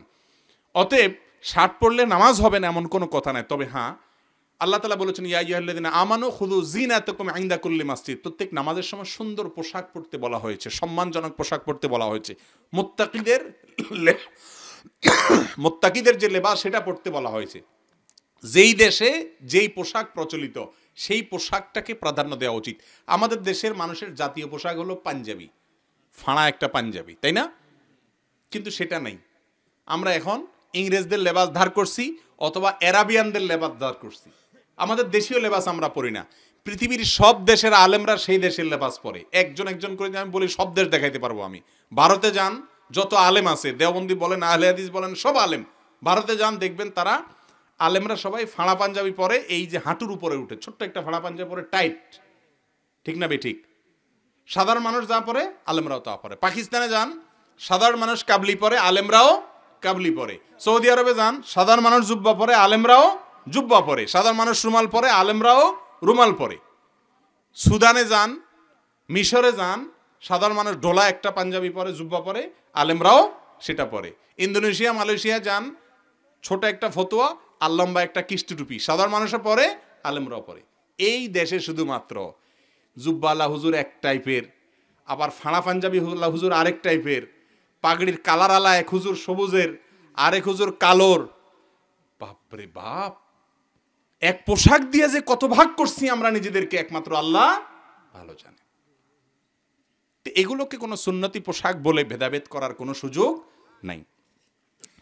কবর বা কবরস্থান সামনে করে মুনাজাত করা যাবে কিনা? করলে শিরিক হবে, করা যাবে না। কবরস্থানকে যদি লক্ষ্য করে কেউ মুনাজাত করে সেটা কি হবে? শিরিক হবে। আর কবরস্থানকে সামনে রেখে যদি আল্লাহর কাছে দোয়া করে সেটা শিরক হবে না ডাইরেক্ট, কিন্তু শিরকের সাথে সাদৃশ্য হবে। দোয়া করবে কার দিকে? আল্লাহর কাছে। যে কোনো দিকে ফিরে করতে পারে, কিন্তু কোনো কবরকে সামনে রেখে করা উচিত না। পশ্চিম দিকে কব থুতু ফেলা যাবে কিনা? না, গুনাহ হবে। মান তাফালা তুজাহাল কিবলাতে জা ইয়াউমাল কিয়ামাতি ওয়া তাফালাতুহু মা বাইনা আইনাইহি। ইবনে হিব্বানের সহিহ সূত্রে বর্ণিত হাদিস, কিবলার দিকে থুতু ফেললে কিয়ামত দিন তার কপালে সে থুতু নিয়ে এসে উঠবে। এইজন্য নিচের দিকে ফেলবেন বা বাম দিকে ফেলবেন। সামনের দিকে ফেললে যদি কেবলা হয়, কেবলার দিকে ফেলবেন না। অনেকে বলে বেসিন যদি কেবলার দিকে থাকে, বেসিন থাকে হয়তো নিচের দিকে ফেলা হয়, কেবলার দিকে তো আর ফেলা হয় না, অসুবিধা নেই। নামাজে নিয়ত পড়তে হবে কিনা? নামাইতুয়ান, নামাজে নিয়ত পড়তে হবে না, করতে হবে। একটা পড়া আরেকটা করা। মনে মনে নিয়ত করে আর মুখে নিয়ত পড়ে। মুখে পড়া লাগবে না, শুধু মনে মনে করলেই হবে। আমাদের মসজিদ কমিটি প্রধানরা সপ্তাহে এক ওয়াক্ত সালাত পড়ে। কমিটি কেমন হওয়া সুন্নত? যে মসজিদ কমিটির সদস্যরা সপ্তাহে এক ওয়াক্ত করে নামাজ পড়ে, আল্লাহ মাফ করুক, এক দুই ওয়াক্ত পড়ে শুধু জুমা পড়ে, তারা মসজিদ কমিটির সদস্য হওয়ার, নেতা হওয়ার, দায়িত্বশীল হওয়ার যোগ্যতা তাদের নাই। মসজিদে যার দায়িত্ব পালন করবে, আল্লাহ তাআলা তাদের সম্পর্কে বলেছেন ইন্নামা ইয়ামুরু মাসাজিদাল্লাহি মান আমানা বিল্লাহি ওয়াল ইয়াউমিল আখির ওয়া আকামাস সালাহ ওয়া আতাজ যাকাত ওয়া লাম ইয়াখশা ইল্লাল্লাহ। যারা মসজিদের দায়িত্বশীল হবে তাদের জন্য আল্লাহ তাআলা কোরআনে বলেছেন কয়েকটা গুণ থাকতে হবে। এক, আল্লাহর প্রতি ঈমান হবে, আখিরাতের প্রতি ঈমান হবে, পাঁচ ওয়াক্ত নামাজ কায়েমকারী হবে, যথাযথভাবে নামাজ আদায় করতে হবে, সালাত আদায়কারী হইতে হবে, এবং যাকাত দিবে, এবং আল্লাহ ছাড়া কাউকে পরোয়া করবে না, সত্য কথা বলতে পরোয়া করবে না। এই রকম গুণ হলে তখন যায় সে কি করতে পারবে? মসজিদের দায়িত্ব পালন করতে পারবে। এখন তো আজকাল যত বড় চোর ডাকাইত হোক না কেন, মসজিদ কমিটির সভাপতি, সেক্রেটারি হইতে কোনো অসুবিধা নাই। কিছু ভালো মানুষ তো আছে, সবাই তো আর খারাপ না। জি, প্রত্যেক মাহফিলের আশেপাশে চুড়ি, ফিতার দোকান সহ বিভিন্ন বেচা কেনা হয়, ছেলে মেয়েদের মেলা বসে। এক্ষেত্রে কি দেখেন, মানুষ মাহফিল উপলক্ষে কেনাকাটা করে, এতে দোষের কিচ্ছু নাই। কিন্তু মুশকিল হলো মাহফিলের চাইতে মেলাটা বেশি জমে। এখানে তো যাক মানুষ টানুষ আছে, উত্তরবঙ্গের কোনো কোনো জায়গায় আমি দেখছি মাহফিলের প্যান্ডেলও যদি 50 জন থাকে, আশপাশের দোকানে থাকে 500 জন, এদিকেও থাকে সেরকম, ঠিক না ঠিক? তো এরকম মেলা বানানো ঠিক না। এটা একটা অনুষ্ঠান, দাওয়াতের অনুষ্ঠান। হুজুরের উসিলা দিয়ে জিকির করা যাবে কিনা? না, জিকির কারোর উসিলা দেওয়ার দরকার নাই। সরাসরি আল্লাহর জন্য আপনি জিকির করবেন। আল্লাহ আল্লাহ জিকির করা যাবে কিনা, এটা নিয়ে অনেক আলোচনা আছে। আল্লাহ আল্লাহ জিকির নিয়ে তবে ইল্লাল্লাহ, শুধু ইল্লাল্লাহ দিয়ে জিকির যেটা, সেটা কোনো হাদিস থেকে আসলে এভাবে দলিল দিয়ে প্রমাণ করা কঠিন, সম্ভব না অলমোস্ট। কিন্তু আল্লাহ আল্লাহ এটাকে অনেকে সাবেত করেন। কিন্তু রাসূল আকরাম সাল্লাল্লাহু আলাইহি সাল্লাম জিকিরের যত ফরম্যাট দিয়েছেন সেটা হয় সুবহানাল্লাহ, আন্না আলহামদুলিল্লাহ, আন্না আল্লাহু আকবার, আন্না সুবহানাল্লাহ ওয়া বিহামদিহি সুবহানাল্লাহ আযীম, এই জাতীয় জিকিরগুলো তিনি দিয়েছেন। এটাই হলো সুন্নাহ, রাসূল থেকে সাবেত। রাসূল আকরাম সাল্লাল্লাহু আলাইহি সাল্লামের কোনো হাদিস দ্বারায় শুধু আল্লাহ আল্লাহ জিকির 30, 100, 500, 33, 34 এরকম কোনো সংখ্যায় পাওয়া যায় না। লা ইলাহা ইল্লাল্লাহ আছে, সুবহানাল্লাহ আছে, আলহামদুলিল্লাহ আছে, হাদিসে যেগুলো বর্ণিত আছে সেগুলো করবেন। আর হ্যাঁ, আল্লাহর নামের জিকির কথা আল্লাহ কোরআনে বলেছেন, ওয়াসাব্বিহ বিস আপনার ওয়াযকুরিসমা রাব্বিকা, তোমার রবের নামের জিকির করো। এখানে পদ্ধতিটা, এই আয়াত অনুযায়ী পদ্ধতিটা রাসূল সাল্লাল্লাহু আলাইহি সাল্লাম থেকে নিতে হবে। তিনি কিভাবে করেছেন? তিনি শুধুমাত্র আর রহমান আর রহমান আর রহিম আর রহিম এভাবে জিকির করেছেন কিনা? উত্তর হলো না। তিনি করেছেন পূর্ণাঙ্গ জিকির, লা ইলাহা ইল্লাল্লাহ, সুবহানাল্লাহ, এগুলো সবই আল্লাহর নামের কি জিকির। এভাবে করাটা হলো সুন্নাত। গম ধান রাস্তা নেড়ে চলে, রাস্তা নেড়ে চলাচলে ক্ষতি করা জায়েজ কিনা, এটা আমরা বলেছি গতকালকে, মোহাম্মদপুরের মাহফিল ছিল। শহরের মানুষ রাস্তা দখল করে ফুটপাত করে, ফুটপাতে দোকান বসায় শহরে, আর গ্রামে রাস্তা দখল করে ধান নাড়ে, তারপরে খড়ি নাড়ে, রাস্তা দখল করে সেখানে আপনার বালু ফেলায়, ইট ফেলায়।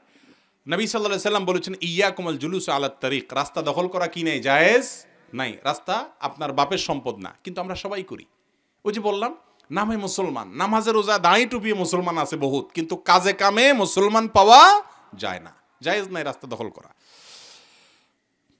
এরপরে এগুলো উত্তর গেছে।